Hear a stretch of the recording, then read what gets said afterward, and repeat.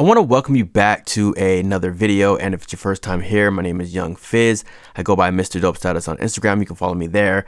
I make helpful machine tutorials as well as other audio-related content. Today, we're going to be diving into Crosstalk Modular. And with Crosstalk Modular, it just kind of takes the guesswork out of just kind of patching the synths together.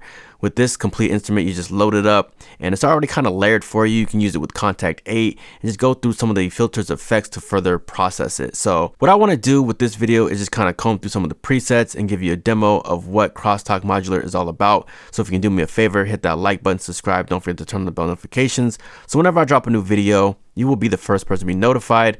Without further delay, let's go ahead and dive into today's video, which is Crosstalk Modular by Native Instruments.